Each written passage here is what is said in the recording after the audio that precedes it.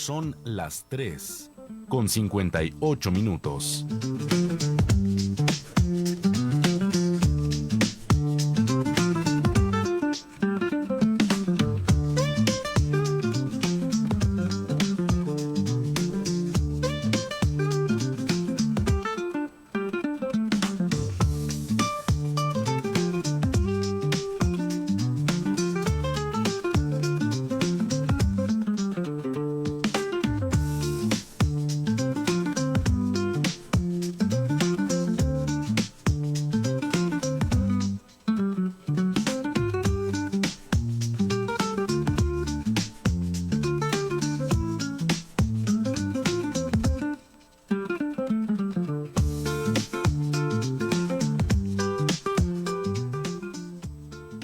Son las 3:59.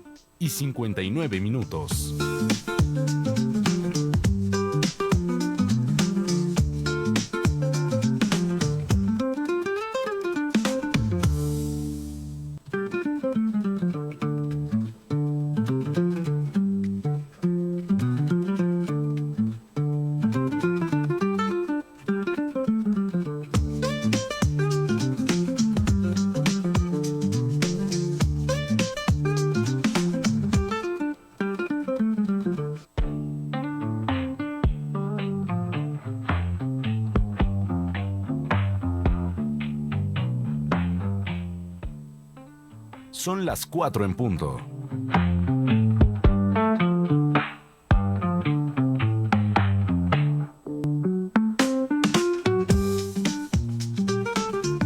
Yo un saludo.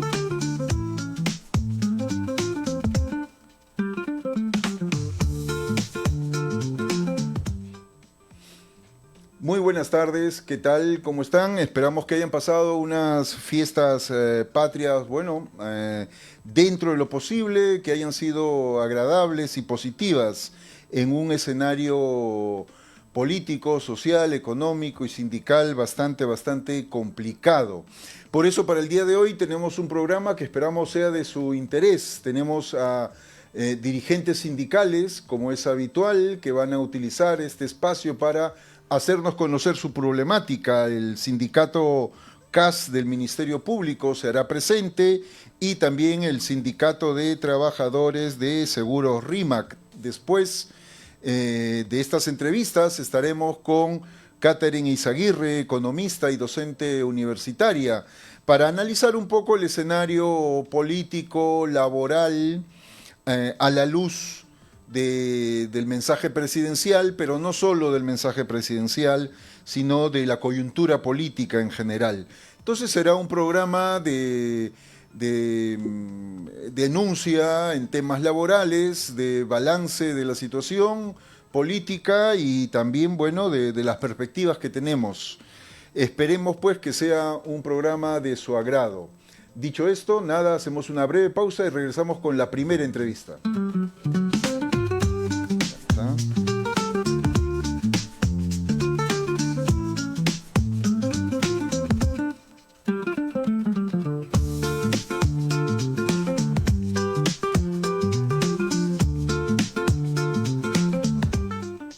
Como habíamos anunciado, estamos aquí con Jean-Paul Jáuregui. Él es secretario general del sindicato CAS del Ministerio Público, una organización sindical joven, una organización sindical nueva, con liderazgos también jóvenes, que va creciendo a nivel nacional y que se hace hoy día presente para conversarnos acerca de su problemática.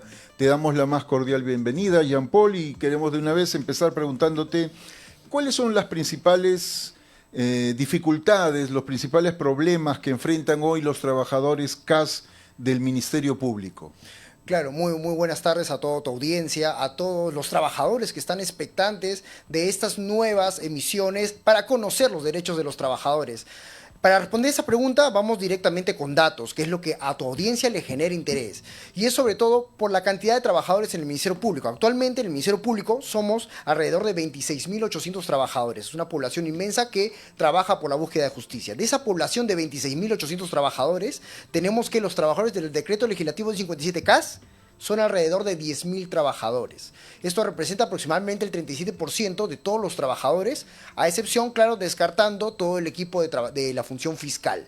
Entonces, estos trabajadores CAS que tenemos actualmente, como creo que ya la mayoría de personas y trabajadores y sindicatos lo conocen, cuentan o no cuentan con derechos laborales como gratificación CTS. Lo que para un ciudadano del sector privado es totalmente normal, el trabajador CAS no lo tiene. Es decir, este julio que ya pasó, todos recibieron su gratis, pero los trabajadores CAS del Ministerio Público no lo han recibido. Y justamente aparte de ello, tenemos que denotar que solamente en el Ministerio Público el 34.4%, es decir, 9.200 trabajadores aproximadamente, son del régimen 728 de la actividad privada. Entonces acá hagamos un ejemplo básico para responder la pregunta. Tenemos a un trabajador, por ejemplo, asistente en función fiscal, que se le ordena o se le pide trabajar mucho más de 8 horas al día, incluso hasta noche, madrugadas enteras trabajando, y lo hace por su institución. Pero cuando este trabajador tiene que reclamar derechos laborales, el Ministerio Público le dice, para ti no hay derechos laborales. ¿Por qué? Porque en el régimen 728 sí se le da esos derechos, en el CAS no se le da. Y entonces, como no se le da, legalmente yo no te puedo habilitar ningún derecho laboral por más que hagas las mismas funciones. Y esto, señores, contraviene el artículo 26 de la Constitución Política del Perú, numeral 2.2 de la Constitución Política del Perú, o 23 y 24. Es decir, una discriminación sistemática y legalmente aplicable a los trabajadores del sector público. Y es en todo caso lo que el gobierno de la presidenta, que ha dado su mensaje a la nación, ni siquiera lo ha considerado. En el sector público se está legalizando una forma de discriminación salarial con trabajadores CAS y 728, que hacen las mismas funciones, tienen la misma responsabilidad, quedarse de madrugada, llevar los conductores, llevar un fiscal a altas horas de la noche, el Instituto de Medicina Legal arriesgando su vida por encontrar justicia para el ciudadano y sin embargo no tienen los mismos derechos laborales y es algo que tenemos que resolver. Y para terminar y concluir, tenemos, si se quiere en todo caso, señora Fiscal de la Nación, sí se tiene un argumento legal, el cual es, y cito brevemente, el 2010 PTC y el 25 PTC, o sea, sentencias del Tribunal Constitucional nada más, que en la última, la 25-2013 PTC, dice la coexistencia definitiva de regímenes laborales con diferentes niveles de protección para funciones equivalentes no encuentra una justificación constitucional. Un trabajador CAS que es vulnerado o trabaja en hacinamiento no puede acudir a SUNAFIL, no puede reclamar protección laboral. Y esa es la gran diferencia, la gran discriminación. El trabajador CAS, haciendo la misma función, no tiene protección de SUNAFIL, mientras el trabajador 728 sí la tiene. Es decir, un trabajador se contagia de TBC, del Instituto de Medicina Legal, y solamente lo único que le queda es pedir por favor lo cambien, lo desplacen. No puede hacer nada más. Y esa es la indignación que venimos a traer acá. Claro y fuerte tu denuncia y bastante explícito. Efectivamente, hemos estado conversando en las últimas semanas con distintos sindicatos del sector CAS y todos concuerdan en lo mismo y todos lo explican y tú lo has explicado con bastante claridad. Las mismas funciones en un mismo centro de trabajo, pero hay una diferencia en cuanto a beneficios, en cuanto a tratamiento. Y esto efectivamente tiene que discutirse, tiene que ir a otros espacios y tiene que resolverse, porque ya es clamoroso el reclamo de los trabajadores CAS y de sus familias que vienen siendo afectados por esta discriminación completamente absurda y arbitraria. Además, se ha denunciado un recorte de presupuesto que afecta directamente el funcionamiento del Ministerio Público. ¿Cómo impacta este recorte en el trabajo cotidiano y en la atención a la ciudadanía? Impacta significativamente. Por ejemplo, el Ministerio Público respecto al año 2024 ha recibido 124 millones de soles menos. Entiéndase que el Ministerio Público es la entidad que busca justicia, para poner en palabras muy sencillas. Y esta búsqueda de justicia se da por la contratación de médicos forenses, peritos, asistentes a función fiscal y personal administrativo, conductores notificadores, el que te notifica o el que notifica cuando tú denuncias y cuando quieres abrir una investigación, ese es un trabajador del Ministerio Público. El Ministerio Público ha sufrido un recorte de presupuesto y se le ha dado 124 millones de soles menos, es decir, un 15% menos del presupuesto si lo comparamos, por ejemplo, con el Poder Judicial, que también es otra entidad buscadora de justicia. Entonces, aquí lo que venimos a decir es que el gobierno central, la presidenta Dina Boluarte, que está mirando este programa, y estoy seguro, no está comprendiendo que la búsqueda de justicia, señora presidenta, se financia, no viene simplemente de la actividad y el corazón, se tiene que financiar. Y ese es el financiamiento que ha tenido. Actualmente solamente tiene el Ministerio Público alrededor de 2.921 millones de apertura. Y esto se va en puro gasto corriente, es decir, pagar al personal. Porque si bien tu pregunta es cómo afecta esto a la ciudadanía, vean los casos que actualmente están pasando. Los casos de violencia contra la mujer, que por ejemplo en el Ministerio Público ya se viene un incremento de casos de violencia contra la mujer. Y esto, claro, genera un déficit. Por ejemplo, en los casos de pericias, búsqueda y análisis de cómo se puede llegar a un delito. Tenemos un déficit de 783 peritos que se necesitan en el Ministerio Público, pero el gobierno no quiere financiar. Y si no quiere financiar el Ministerio Público, ¿cómo va a investigar los casos? Ahora, añadido a eso, señora fiscal de la Nación, es cierto que tenemos un déficit de 700 o más de 700 peritos en el Ministerio Público. Los asistentes a función fiscal tienen que pasar madrugadas, incluso pernoctar en las sedes del Ministerio Público. Y es increíble que todo eso, el trabajador le puede poner el corazón, pero también existe algo, ¿cómo se llama esto, Rafael Vela? Derechos laborales. Tenemos derechos laborales los trabajadores. Tenemos un margen, está en el artículo 25 de la Constitución, de 48 horas semanales y no podemos pasar ese horario. Es por eso que los sindicatos se forman, es por eso que el sindicato K se formó. ¿Por qué? Porque tenía que haber un grupo de trabajadores que le diga a los fiscales, oye, señor fiscal, está bien, ponemos el pecho y el corazón, pero también existen derechos laborales y no un trabajador puede amanecerse por llegar a concluir un caso o derivar una investigación y al contrario no se le puede dar nada.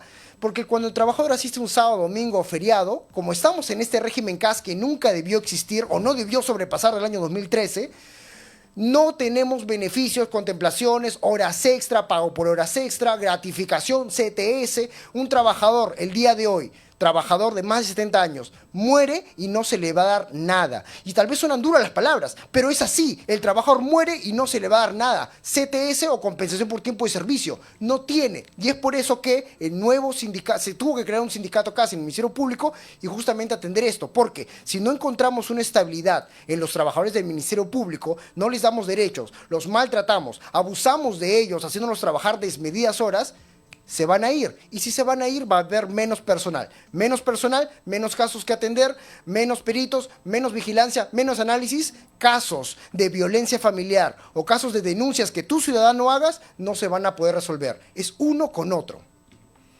Efectivamente, detrás de todo esto queda claro que hay un modelo de Estado. Es un modelo de Estado neoliberal que se ha construido desde los años 90 y que lamentablemente no ha cambiado. Todos los intentos por cambiarlos, algunos intentos más tímidos que otros más inconclusos, no han afectado en lo más mínimo esta estructura que supone, como tú dices, una orientación en el gasto público. O sea, 124 millones menos que se le otorga al Ministerio Público y sin embargo la presidenta anunció, entiendo, en el último mensaje la compra de aviones para la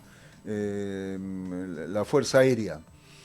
Sí. Y como tú lo dices, efectivamente, perdona, no vamos a entrar en ninguna guerra, o sea, no vamos a entrar en ninguna guerra. ¿En qué escenario de guerra estamos imaginando que vamos a entrar con quién? ¿Con Bolivia, con Colombia? No hay manera, es ilógico, es improbable, pero sí hay dinero para reponer tanques y aviones en un país donde todos los demás, con todas sus fronteras las tiene resueltas, y sin embargo no hay dinero para el Ministerio Público, para peritos y todo lo que tú has señalado.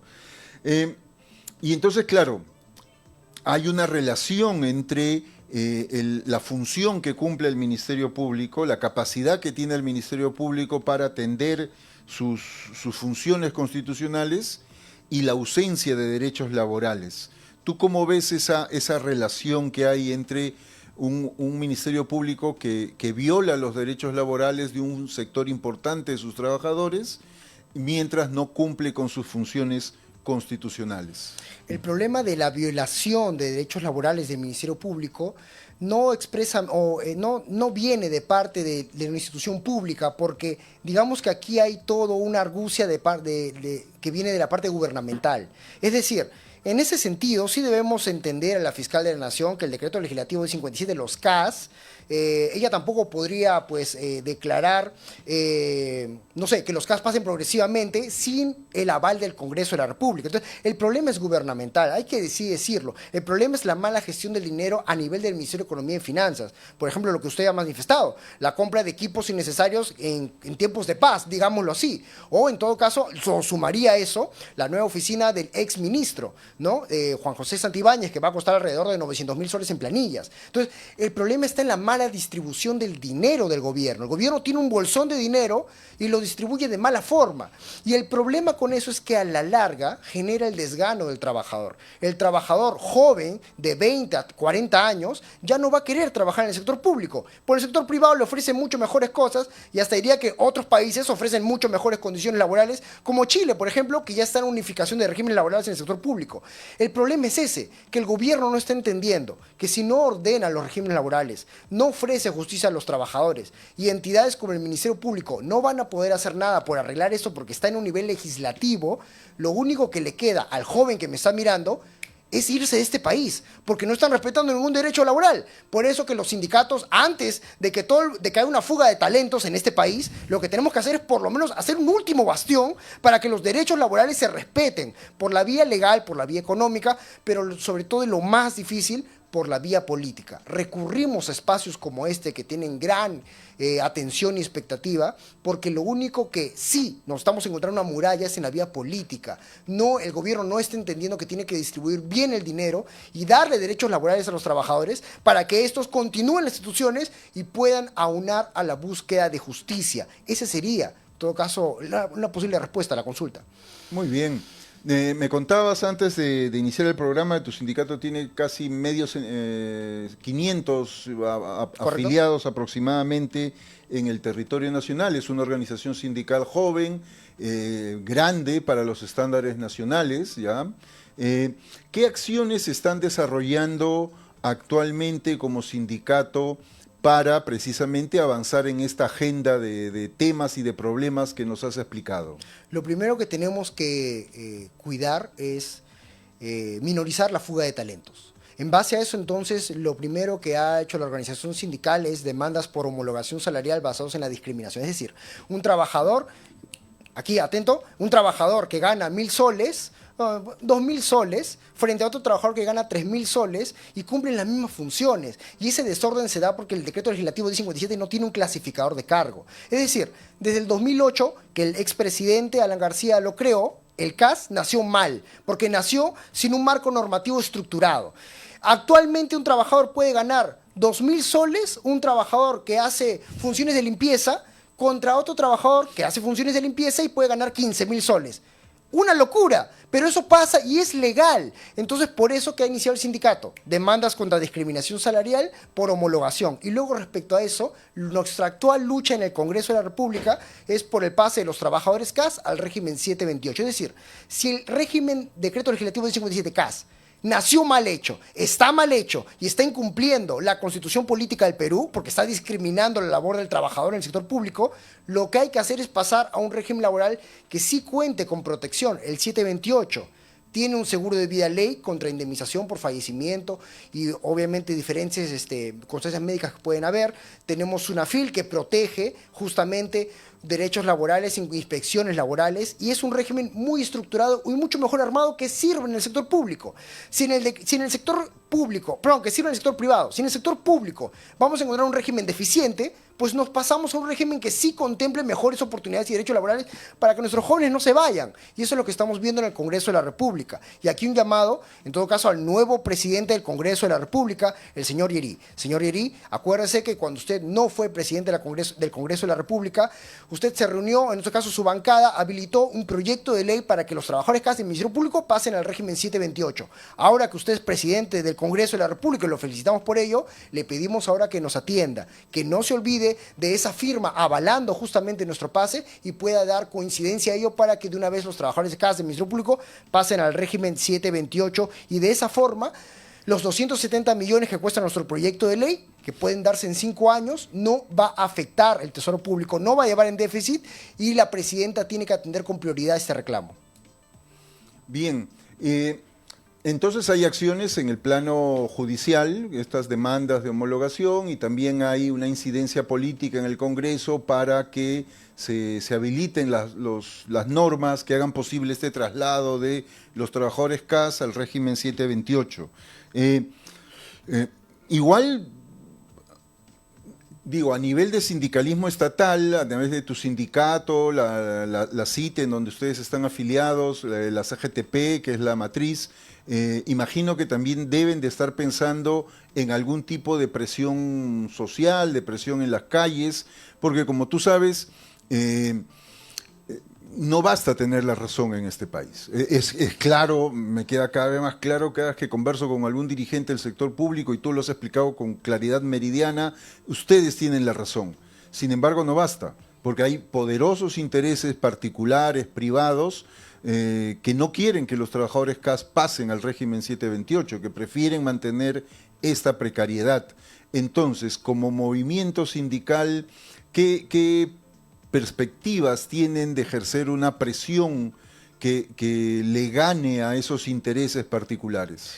Sí, justamente bajo esa reflexión, ¿no? Es triste que en este país, el Perú, un joven estudiante de Derecho que pueda saber las leyes y encontrar el marco normativo, las ponga al frente del funcionario público, y este funcionario público le diga, bueno, está muy bonita tu ley, pero no lo voy a hacer. Entonces es triste esa realidad, y es por eso que el sindicato, que ya está constituido y ya viene un año trabajando, lo que va a hacer es organizar a los trabajadores CAS del Ministerio Público, porque el marco normativo legal ya lo tenemos. Se puede explicar aquí ondadas veces, se puede traer los documentos, pero si aquí no hay voluntad del gobierno y de la propia fiscal de la Nación, entonces no tenemos nada. Trabajadores CAS del Ministerio Público ya hemos decidido en previas reuniones que vamos a hacer una organización y vamos a reunirnos en una asamblea este 15 de agosto, porque vamos a determinar una acción de lucha nacional, y eso se tiene que formar con todos, con los trabajadores del Instituto de Medicina Legal, de la Gerencia General y sobre todo con las sentencias de la función fiscal. Todos los trabajadores CAS del Ministerio Público, jóvenes y no tan jóvenes, tienen que reunirse este 15 de agosto. Este 15 de agosto vamos a estar dando una publicación de una reunión en la que vamos a hacer acciones de lucha nacional para promover nuestro pase al régimen 728, porque muy bonitos los documentos, pero ya tenemos que hacer algo más que enviar documentos. Y si la fiscal de la Nación o el Congreso de la República, nuevo presidente de la Comisión de Presupuesto, no quieren agendar nuestra propuesta, siendo que ya tiene una viabilidad normativa, lo único que nos queda es la protesta nacional. Y justamente a eso vamos, y eso vamos a desarrollar este 15 de agosto. Muy bien, me parece bastante claro. Tenemos una fecha entonces, esperamos pues que esta convocatoria tenga una respuesta positiva de todos los trabajadores del sector, del Ministerio Público, y efectivamente que, porque claro, como tú sabes, la lucha sindical tiene que ser integral, tiene que ser judicial, tiene que ser la incidencia política, y también tiene que ser una lucha en las calles, y esta articulación es lo que hace posible los resultados, por lo menos emparejar pues la cancha para que tengamos alguna posibilidad de éxito, ¿no? Esperemos que el sector público de los trabajadores CAS no tenga que esperar una década para hacer este traslado, ¿no? O sea, el movimiento sindical estatal ha dado pasos importantes este siglo, pero siempre en procesos muy largos, ¿no? La conquista de la negociación colectiva centralizada, antes de eso el derecho a la sindicalización, el paso, la misma creación de los trabajadores CAS, que no solamente fue una idea de Alan García, sino fue un reclamo del movimiento de trabajadores del sector público que no tenían ningún amparo antes de la figura del CAS. Entonces nada, esperemos pues que esto sea un éxito, y te damos las gracias por estar acá y escuchamos tus palabras finales. Sí, en todo caso, muchas gracias por este espacio, y sé que seguirán siendo más, porque veo que este espacio habilita o da mucha amplitud para los temas sindicales que pocos son sonados en la prensa nacional. Y solamente para finalizar, hago un llamado primero a todos los trabajadores CAS del Ministerio Público, allá de una vez, señores, ponerse los pantalones. O sea, ya mucho tiempo viviendo discriminados como para que alguien venga y diga, por favor, lucha por tus derechos. Tienes que luchar por tus derechos. Y a los candidatos presidenciales, a los 54 candidatos, ya no me perdí en el número, candidatos presidenciales que estén en el país para las elecciones del año 2026, señores, los trabajadores del sector público son un buen bolsón de votos. No los ignoren. Escuchen sus reclamos, que ahí tienen su votación. Entonces, no ignoren el tema CAS de la agenda pública y nacional. Los trabajadores del sector público vienen sin derechos. Es un buen bolsón de votos que te pueden apoyar a ti si tomas la decisión de apoyarnos a nosotros primero. Ese sería mi llamado. Y todo, muchas gracias. Muy bien, muy claro. Muchas gracias, Jean Paul. Estamos seguros que vamos a seguir conversando en los próximos meses. Esperamos, pues, que con mejores noticias. Muchas gracias. Hacemos una breve pausa antes de la siguiente entrevista.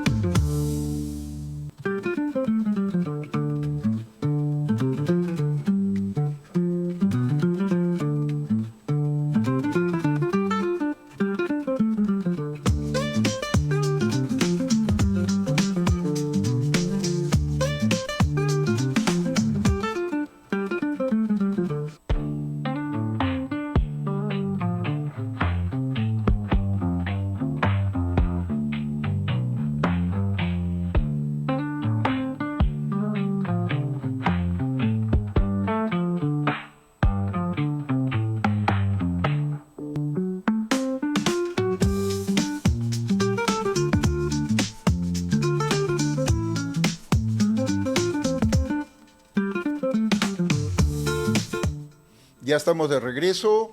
Estamos ahora con el compañero Nick Robes Blanco. Él es secretario de Defensa del Sindicato Único de Trabajadores CAS del Banco Central de Reserva del Perú. Nada, te damos la más cordial bienvenida, Nick, y queremos empezar la entrevista preguntándote acerca de algo bastante concreto. ¿Puedes explicarnos quiénes son los trabajadores reincorporados de la Ley 27803 y por qué están siendo víctimas de discriminación salarial dentro del BCR?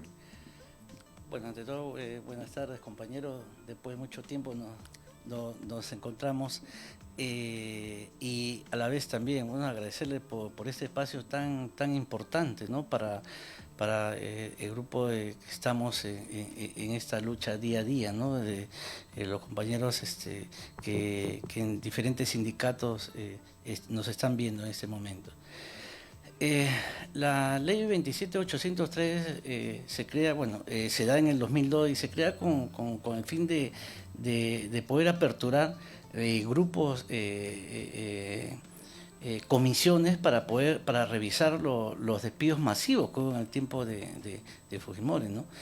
¿Y qué sucede? Que esos grupos crearon listas, ¿no? Listas de trabajadores para que se puedan recuperar en las diferentes entidades del Estado, ¿no? Entonces, en el caso del BCR no fue la excepción. En la cuarta lista salimos un grupo de trabajadores y no solamente la ley 27803, sino también una ley que reforzaba en ese momento la cuarta lista, que es la ley 29059. Entonces, ¿pero qué decía esa ley? ¿No? De que ya los que estábamos inscritos en el Ministerio de Trabajo daban un plazo para poder reincorporarnos. Y las entidades del Estado que estaban comprometidas, que estaban incluidas en este listado, cumplieron con la ley como debe ser, ¿no? Porque si estamos en un Estado de Derecho tenemos que cumplir. Lamentablemente el Banco Central de Reserva se negó a cumplir la ley. Y lamentablemente al no cumplirlo, lo único que nos quedó es ir al Poder Judicial, cuando en realidad como institución del Estado tenía que cumplir la ley.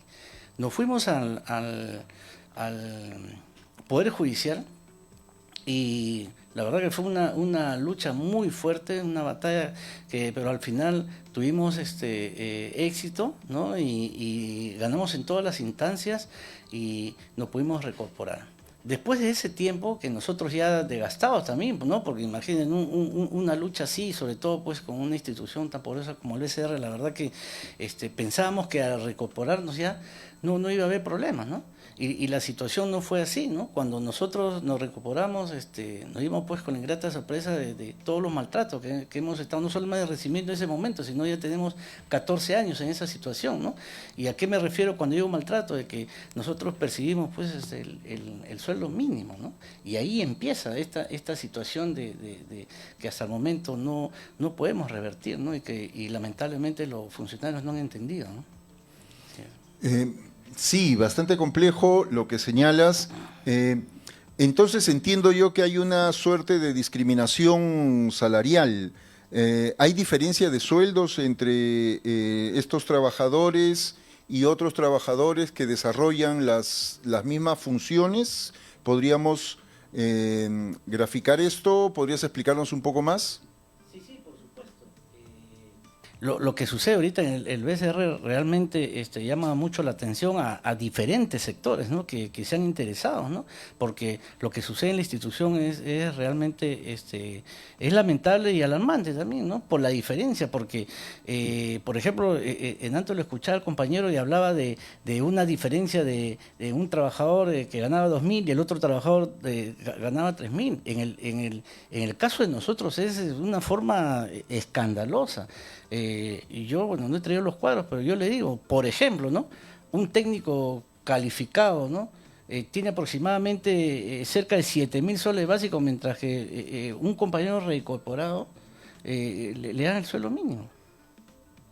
Estamos hablando de profesionales, especialistas, que pueden llegar a ganar 15, 16.000 soles, mientras que por ser reincorporado le dan 2.200. Entonces es realmente pues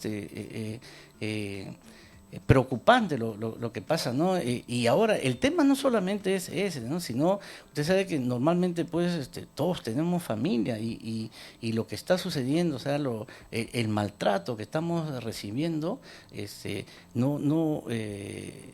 durante todo este tiempo hemos tratado, ¿no? de acercarnos, de ver posibilidades para poder revertir y no se ha podido. Y ahí es donde yo voy en el sentido de que acá hay una distorsión de los funcionarios en que creen que el BCR, si bien es cierto la misma Constitución, ¿no? Su artículo 84 de la Constitución dice claramente, sí, es un ente autónomo constitucionalmente, pero yo creo que se han equivocado y una cosa es ser autónomo y otra cosa es ser soberano.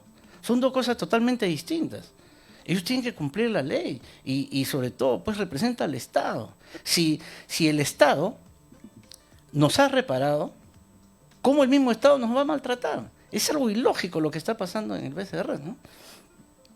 Especialmente porque además el BCR, para un sector importante del país, pues es presentado como una institución modelo, y su presidente como el artífice de los éxitos económicos, del control de la inflación, y sin embargo, claro, una institución que tiene esos logros, al mismo tiempo tiene una política laboral bastante cuestionable, ¿no? Con estas denuncias de discriminación y con estos salarios completamente irracionales.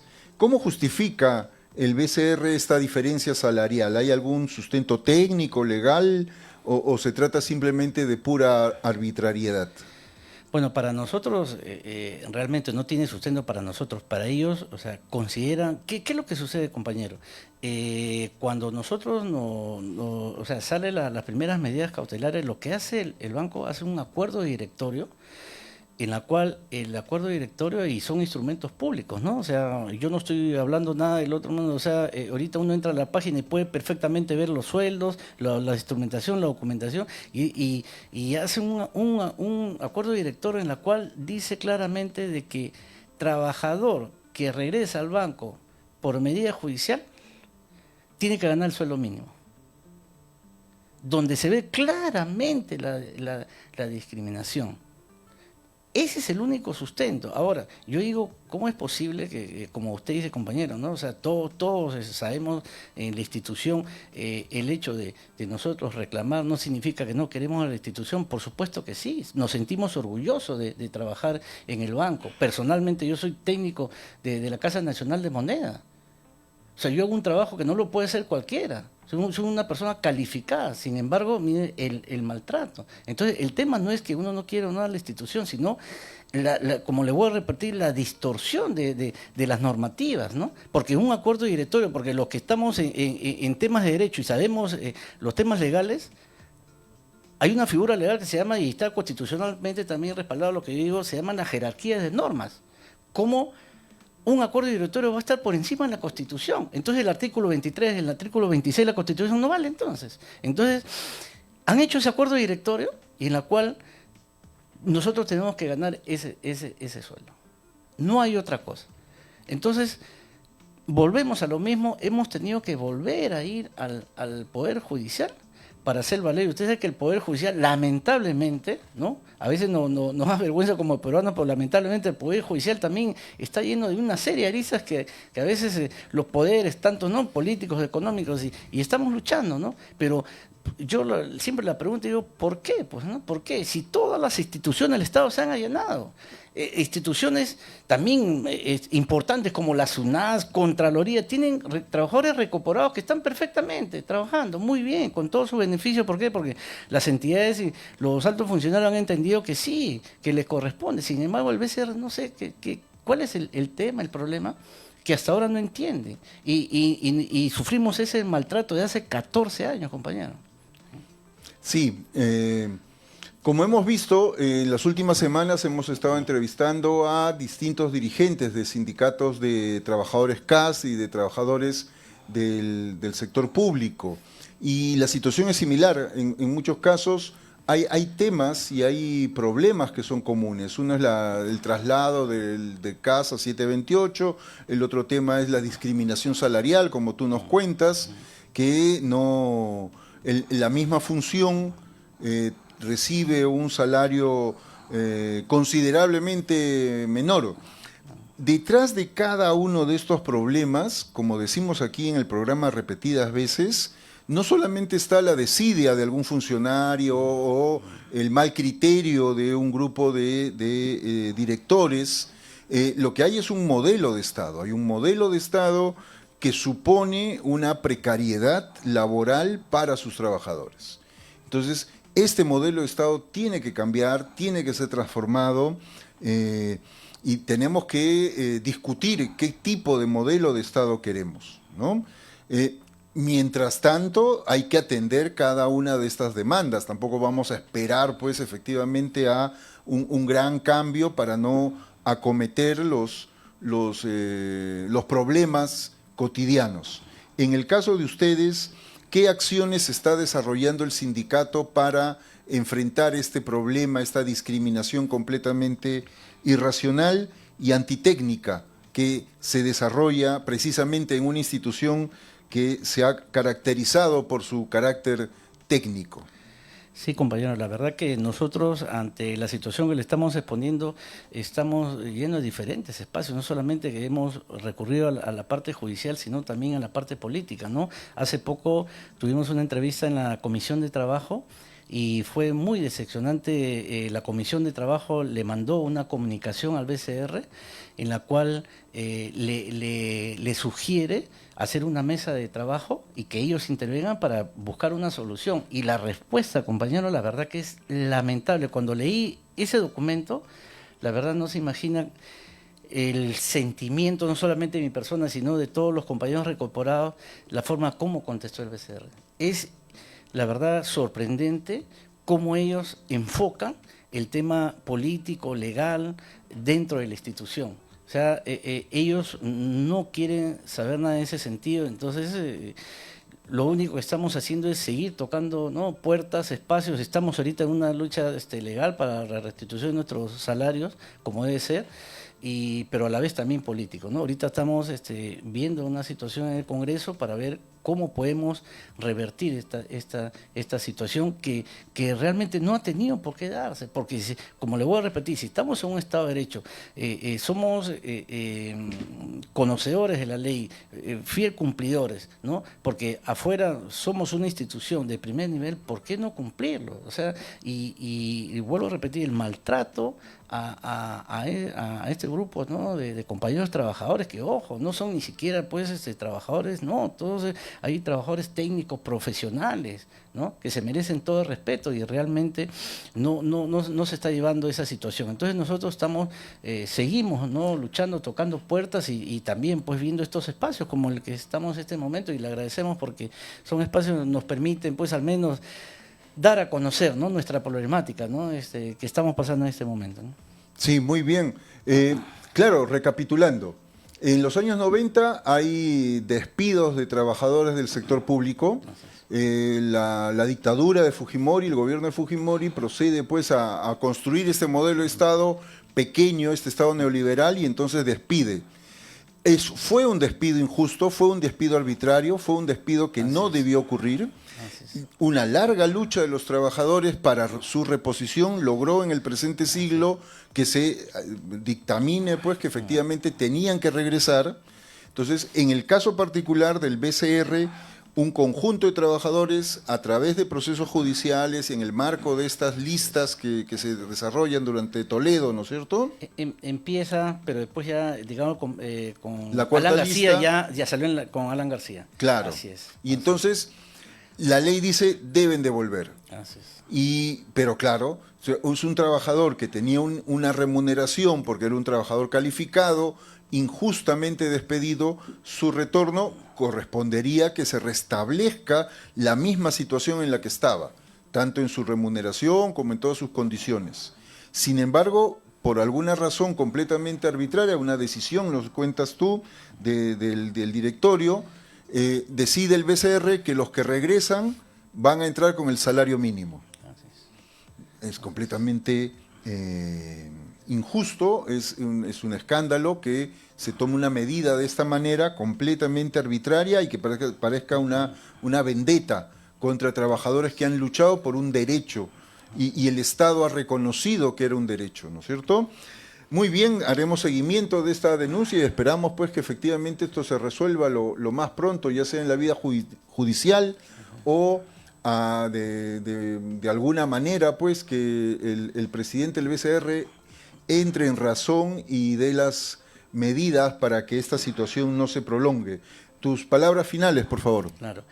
Compañero, todo lo que hemos estado exponiendo, digamos, hay no tanto que se resume, pero grafica, ¿no? Ahí le alcancé, es una sentencia del Tribunal Constitucional de una acción de amparo que le pone a un compañero trabajador, y este tribuno, muy consciente, importante su opinión, que es el tribuno Gutiérrez Texe, dice algo muy importante, compañero, en ese párrafo 8. Yo solamente quisiera sí, claro, sí, pero sí. Perfectamente, ¿no? Este es de un agravio que presenta y el Tribunal Constitucional obviamente le da la razón a los trabajadores, pero él se manifiesta y dice algo, ¿no? Dice, al respecto, considero cuestionable que un ente estatal, se refiere al BCR, utilice la vía de amparo para discutir derechos laborales reconocidos por el Poder Judicial. O sea, ya eso ya está saneado, sin embargo, no le basta y quiere seguir teniendo. Ello no solamente porque atenta contra el fin supremo del Estado, como es la defensa de la persona humana y el respeto a su dignidad, sino también porque supone un uso inadecuado de los recursos humanos y económicos de los entes estatales. Eso es importantísimo, pues estos se dedican a continuar procesos ya decididos por las instancias correspondientes en favor de los trabajadores, en lugar de ser utilizados para fines más loables en favor de la comunidad. Entonces, creo que esto grafica muy bien qué es lo que está pasando y qué están haciendo en el BCR, ¿no? Efectivamente, sí. Entonces, y así, compañero, bueno, una vez más, pues, compañero, agradecerle por esa oportunidad, ¿no? Y si pues, en este momento, ¿no? Me están escuchando los funcionarios, ¿no? Decirles, pues, que tomen conciencia, que reflexionen y que se les ha pedido en varias oportunidades, pues, una mesa de trabajo, ¿no? Para poder dialogar y llegar a un acuerdo y que se dé, pues, ¿no? Es la solución a nuestro reclamo, ¿no? Porque uno, como se dice, le voy a repetir, uno quiere la institución, ¿no? Todos los que trabajamos ahí nos esforzamos día a día, ¿no? Por esa excelencia, es casualmente por los trabajadores, incluyendo los recuperados, que cada uno tiene sus responsabilidades y no nos pueden poner al margen, ¿no?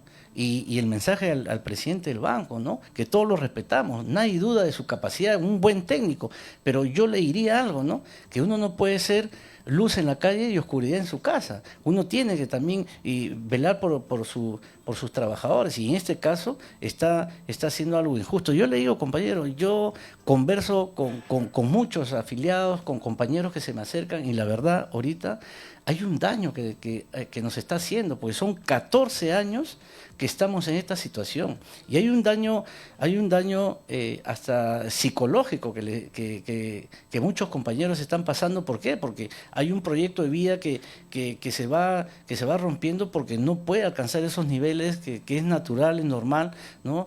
Que uno necesita para su familia, ¿no? Entonces, como reflexión a los funcionarios del banco, ¿no? Que tomen conciencia y que nosotros estamos acá para poder entablar el diálogo, ¿no? Y llegar, compañero, a una solución, ¿no? Y una vez más, muchas gracias, pues, compañero, y un gusto de verlo después de mucho tiempo, y agradecerle y felicitarlo por este espacio, ¿no? No, al contrario, muchas gracias a ti, compañero, por poder darnos tu tiempo, y nada, seguiremos al tanto de cómo va este proceso. Muchas gracias. Gracias.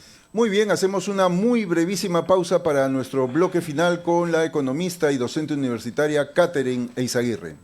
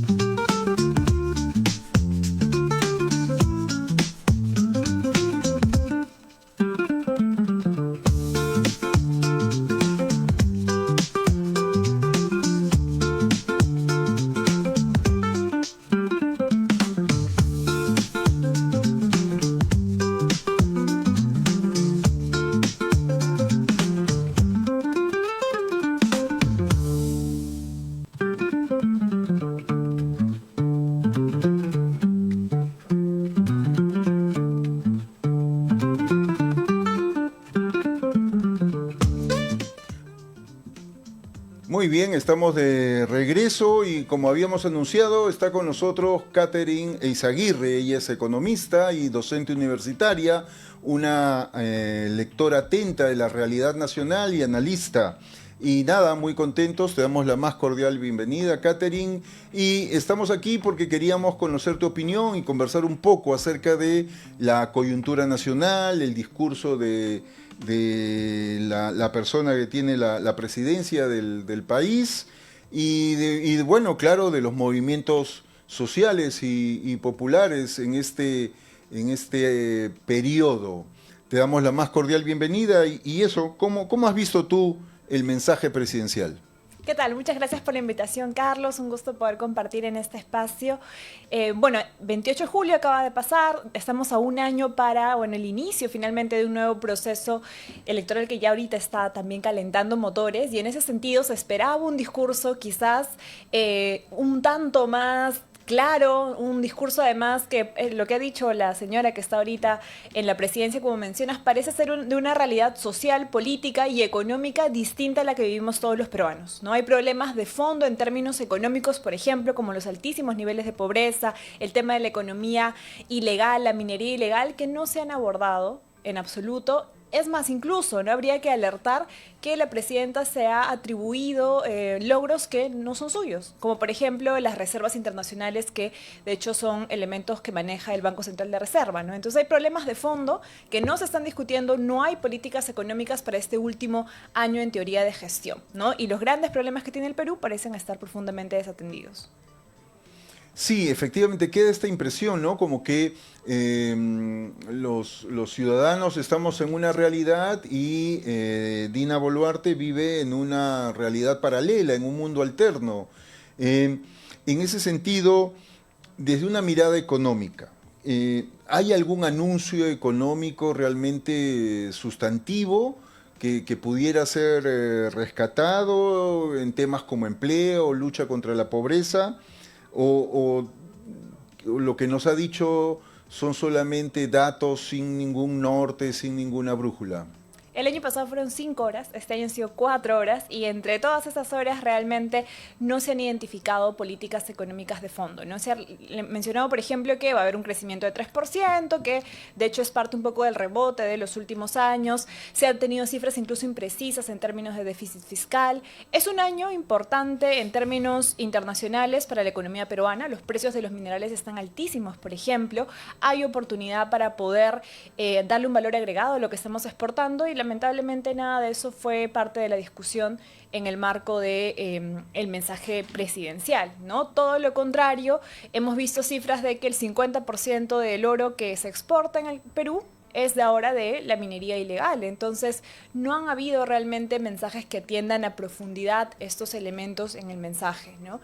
Y eso preocupa porque obviamente estamos en un año complicado en términos, como tú bien mencionas, de empleo, ¿no? No hay lamentablemente políticas claras para la mejora de las condiciones de empleo, para fomentar la inversión privada en el país, para que la inversión pública pueda servir de dinamizadora en absoluto, ¿no? Mientras otros países sí están haciendo eco de este contexto de bonanza internacional, lo que se ha dicho incluso es que probablemente nuestra recaudación va a ser de 15% de presión fiscal, ¿no? 15 puntos de PBI, y eso es 15%, y eso es bajísimo, ¿no? Teniendo en cuenta que en otros años, cuando tenemos buenos años de precios de los minerales, está por encima del 17% del PBI, ¿no? Entonces, lamentablemente ha sido muy poco lo que se ha mencionado. Y en términos políticos también, ¿no? Mencionar cómo al inicio del mensaje más bien ha sido un mensaje profundamente confrontacional, ¿no? Haciendo eco hacia más bien los choques con sus supuestos enemigos políticos, cuando lo que el Perú necesita en este contexto es empezar a pensar en cómo generamos desarrollo, reconciliación, cómo efectivamente podemos mejorar las condiciones de vida de los millones de peruanos que ahorita se encuentran en situaciones de empleo precario, pobreza extrema, que son problemas que no estamos abordando, ¿no? En el movimiento sindical siempre hay una expectativa cada vez que hay un mensaje presidencial para ver si hay algún anuncio relacionado con el tema laboral, ya bueno fuera con el tema sindical.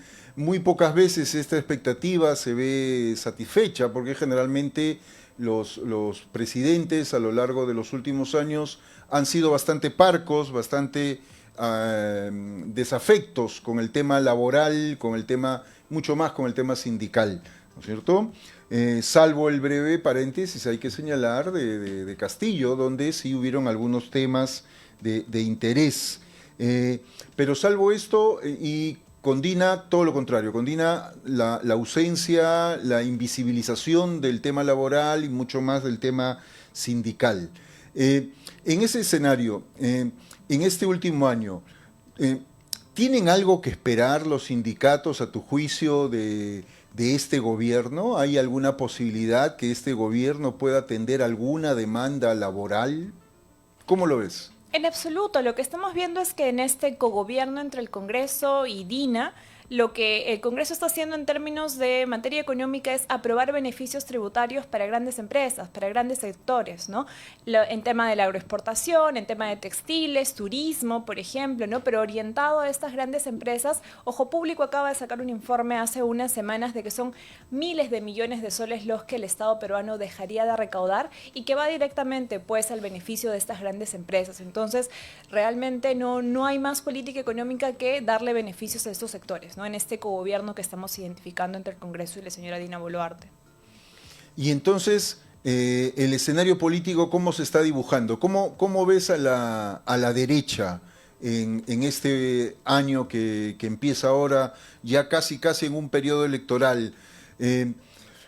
¿Qué relación va a haber entre esta derecha y la presidenta? ¿Va a seguir siendo este instrumento o piensas que pueden prescindir de ella en algún momento? Creo que la ciudadanía y todos debemos estar alertas porque vemos ya que se van perfilando, ¿no? Estos en encuestas a los futuros candidatos presidenciales. Los primeros en las encuestas que salen son todos de derecha y que se intentan mostrar ahora en oposición a Dina Boluarte, ¿no? Cuando están cogobernando con Dina Boluarte. Y creo que eso es importante también de hacer eco. Ahora se elige una nueva mesa directiva en el Congreso. Quienes están en la mesa directiva, partidos como, ¿no? Por ejemplo, el Fujimorismo, hay que mencionar también, ¿no? Perú Libre se mantiene en la mesa directiva. Todos estos partidos que han sostenido a Dina Boluarte en el Congreso ahora van a enfrentar la contienda electoral e intentan ponerse, pues, ¿no? Un nuevo rostro de opositores, ¿no? Creo que eso es importante también destacar de cara a lo que va a ser este proceso, que ahorita ya en términos de algunos días se cierran las alianzas y vamos a saber efectivamente quiénes van a ser todos los contendores de este proceso, con más de 40 partidos inscritos, ¿no? Un proceso probablemente muy polarizado, muy dividido, ¿no? Y en el que, bueno, esperemos que podamos tener resultados favorables, sobre todo para la clase trabajadora. Ojalá, ojalá. Y igual, claro, para los que nos escuchan, claro, cuando decimos derecha, lo que estamos diciendo son los grupos que defienden la desigualdad, los grupos que defienden los privilegios, ¿no es cierto? Son los grupos que están defendiendo, en este caso, la agenda de los grandes empresarios, pero también la agenda de los empresarios ilegales, ¿no es cierto? La minería ilegal, tanto como la gran minería, la gran industria, como la informalidad empresarial, el fraude laboral, ¿no? Derecha es la que defiende la flexibilización laboral, que tengas un contrato temporal, que te puedan despedir cuando quieran. Eso en buena cuenta es la derecha. Y sin embargo igual tiene sus matices, ¿no? ¿Cómo ves al fujimorismo en este periodo? Keiko, la candidata eterna de la derecha empresarial, ¿sigue teniendo posibilidades? Lo que hemos visto en las encuestas es que hay como varios fujimorismos, ¿no? Tienes a Keiko con un 9% y luego otros actores políticos que son cercanos al fujimorismo o tienen prácticas políticas muy cercanas a ellos, que también están intentando disputar quién va a ser este candidato que de alguna forma termine representando a esta, yo diría, un modo de hacer política. No sé si coincides conmigo, ¿no? Que el fujimorismo ya no es un partido, sino es una estrategia, una forma de hacer política que se ha instaurado en nuestro país en los últimos años, ¿no? Entonces, estos son los que ahorita, al parecer, igual con muy poco porcentaje, están encabezando las encuestas, y hay más de 30% de personas que todavía no tienen claro por quién van a votar, ¿no? Entonces va a ser un proceso complicado porque la tal cantidad de partidos políticos, tal gran cantidad finalmente que vamos a tener de candidatos, va a ser difícil, y además vamos a elegir senadores y diputados, ¿no? Y en suma eso van a ser más de 200 personas que van a representar en teoría los intereses de todos los peruanos, ¿no? En el espacio parlamentario. Entonces va a ser una elección y un año complicado porque son elecciones políticas presidenciales a nivel de gobiernos subnacionales, ¿no? Todo esto de cara a este 2026. Sí, efectivamente. Estoy de acuerdo, hay varios fujimorismos, hay varias derechas, hay una extrema derecha que también está en carrera, ¿no? Con probablemente el alcalde de esta ciudad. A quien no le ha ido muy bien, entiendo yo, en su estrategia de tratar de vendernos un tren que no es tren, una solución que no es solución. ¿Cómo ves al alcalde de la ciudad de Lima como candidato presidencial? ¿Crees que tenga algún eco fuera del núcleo que tiene en la capital? En general, lo que estas últimas elecciones nos presentan es que, y es profundamente válido, ¿no? Las regiones del país están presentando sus críticas a este modelo de gobierno profundamente centralista, ¿no? Donde se concentran en teoría todos los espacios de toma de decisión en la capital finalmente, no brindando efectivamente oportunidades al resto del país. Ahora, tener un alcalde de Lima como candidato presidencial, lo que nos diría los hechos estilizados del Perú en los últimos años es que realmente no funciona, ¿no? Y además particularmente esta persona que en su propia gestión a nivel de Lima no ha presentado ningún proyecto relevante para la ciudad, más que esta compra de trenes que son trenes además de anticuados, que no cumplen con estándares ambientales, ¿no? Todos los otros países vecinos de América Latina están migrando hacia formas de transporte más limpio, más eficiente, y nosotros estamos retrocediendo con trenes que utilizan diésel, ¿no? Que contaminan profundamente cuando hay ahora otras formas de electromovilidad que se están utilizando en Colombia, en Chile, ¿no? Entonces nos dan realmente lo que están descartando en el norte global y eso se intenta presentar como un logro, ¿no? Lo cual es terrible, penoso. Si esa es la perspectiva que tiene para Lima, ¿cuál va a ser finalmente la perspectiva que un personaje así pueda tener para el país? Lo que se ve no es nada alentador. Sí, y del otro lado, del lado de las izquierdas, que normalmente están más cerca de los sindicatos, ¿no es cierto? ¿Cómo vemos el panorama? Y bueno, claro, hay una dispersión, pero más allá de esa dispersión, ¿cómo ves tú las posibilidades de las agrupaciones de izquierdas en el futuro inmediato de nuestro país? Bueno, al igual que la dispersión que hay también en general en todas las tiendas políticas, se identifica también cierto nivel de dispersión a nivel de las izquierdas, ¿no? Pero efectivamente es probable que las regiones del país sean, ¿no? Además de Lima, en este centralismo que tenemos, quienes nos puedan presentar también a candidatos que puedan de alguna forma personificar esta voluntad de tener realmente un proyecto descentralizador en el Perú, ¿no? Que no sea este experimento que se ha intentado hacer en los últimos años y que efectivamente no ha funcionado, ¿no? Entonces, queda ahí la expectativa, ¿no? Hay algunos candidatos que llevan saliendo, como Vicente Alanoca por parte del Nuevo Perú.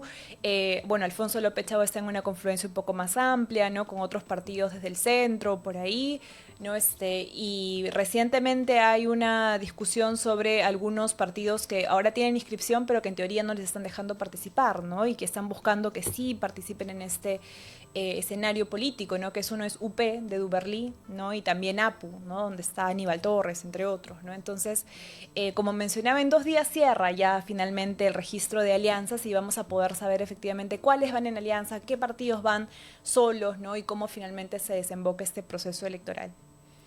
Sí, efectivamente.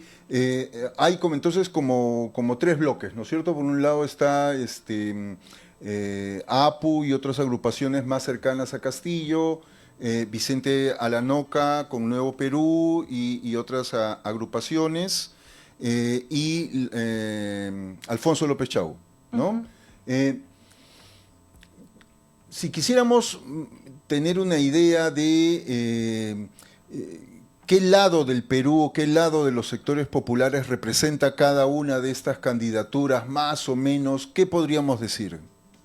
Vicente Lanoca, por ejemplo, es un docente universitario aymara, ¿no? Que viene de Ilave, ha sido autoridad también en su localidad, entonces representa ese Perú, ¿no? Del sur del país, ¿no? Que tiene una afirmación identitaria hacia el buen vivir, ¿no? Por otro lado está esta confluencia también de Alfonso López Chao, que además es un rector universitario, ¿no? Que está intentando crear una confluencia amplia entre, ¿no? Algunos grupos dentro de la izquierda y el centro, ¿no? Y por otro lado, yo no he mencionado a Perú Libre dentro de estos espacios porque los vemos ahorita gobernando con el fujimorismo y realmente ellos tendrán luego que decirle a la ciudadanía cómo rinden cuentas por eso, ¿no? Y finalmente esta confluencia que mencionas que ha tenido algunos... está en espacios de discusión también, ¿no? Con Juntos por el Perú, donde está Roberto Sánchez, ¿no? El actual congresista, y otros sectores, ¿no? Entonces, en general hay esta disputa, este proceso electoral va a presentar varios perfiles, ¿no? Como vemos, y lamentablemente también el nivel de dispersión puede llevarnos a que quienes pasen a segunda vuelta pasen con un porcentaje bajo, ¿no? Y otra vez tengamos un Congreso fragmentado, lo cual no contribuye, no ha venido contribuyendo a la gobernabilidad, ¿no? Sí, efectivamente. Claro, para la clase trabajadora el peor escenario es que en un proceso electoral tengamos a dos listas de derecha, que tengamos que escoger entre dos agrupaciones de derecha y obviamente ese es un escenario que no queremos. Debe de pasar una agrupación de izquierda a la segunda vuelta. Y si bien en este contexto no se ha podido construir una real alianza amplia de todas las izquierdas, asumiendo pues que en verdad nuestras diferencias son menores que las que tenemos con el lado derecho, ¿no? Por eso también estoy de acuerdo, o sea, el grupo de Cerrón tiene más coincidencias con la derecha que cualquier otro grupo, y entonces, claro, contarlo en el lado izquierdo es solamente una exageración semántica.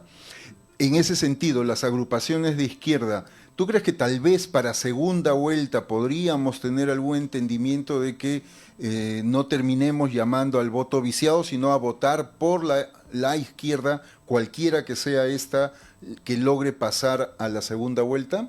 Esperemos que sí, ¿no? Y es profundamente necesario para el Perú. Como mencionábamos al inicio, ¿no? Realmente estamos en un proceso complicado en el cual sectores como la ilegalidad, la informalidad están asumiendo cada vez más espacios, ya no solamente económicos, sino también políticos, y en ese sentido hay una necesidad y realmente hay un sentido de urgencia por recuperar el Perú y construir una verdadera democracia, ¿no? Y la ciudadanía lo exige. Hay un malestar detrás de lo que estamos viviendo en el día a día, ¿no? Accidentes, temas vinculados a la inseguridad ciudadana, que se le llama así, ¿no? Pero es una ilegalidad y una informalidad que ha avanzado con un Estado que está mirando hacia otro lado, hacia tomadores de decisiones que están pensando solamente en beneficios particulares y no hay políticas efectivas, políticas públicas claras en el país, y ante eso se necesita realmente una confluencia que ponga por delante al país. No intereses económicos solamente, no intereses particulares políticos, sino que ponga por delante al país y si es necesario ese tipo de confluencias de cara a una segunda vuelta. Efectivamente, sí, muy de acuerdo contigo. Se viene un periodo complicado y claro, desde Trabajo con Derechos queremos iniciar pues una discusión, un debate, mayor información, porque muchos trabajadores andan también confundidos y lo que menos queremos pues es que los votos de la clase obrera, de los sectores populares, terminen del lado de la derecha, que es precisamente la que nos quita derechos y nos quita libertades, ¿no? Tus palabras finales, Catherine. Agradecer el espacio, creo que es fundamental programas como Trabajo con Derechos para poder discutir justamente la agenda de los y las trabajadores en el Perú. En un año además preelectoral, como mencionas, y ojalá puedan haber más espacios también para presentar a estos candidatos, abrir el debate, ¿no? Como debe de ser. Sí, yo creo que sí, yo estoy seguro que cuando tengamos ya por lo menos los candidatos a Congreso y a diputados, el espacio va a estar abierto para todos los candidatos de las izquierdas que quieran participar y conversar la agenda laboral. Nada, muchas gracias por tu participación, siempre ilustradora, y nada, Con esto entonces vamos terminando esta edición y esperamos verlos la próxima semana. Trabajo con Derechos, el programa producido por La Comuna, Asociación de Profesionales al Servicio de los Sindicatos, y este programa al servicio de todos los sindicatos. Si tienes una denuncia, una queja, un problema, escríbenos por nuestras redes y con gusto te contactaremos. Hasta la próxima.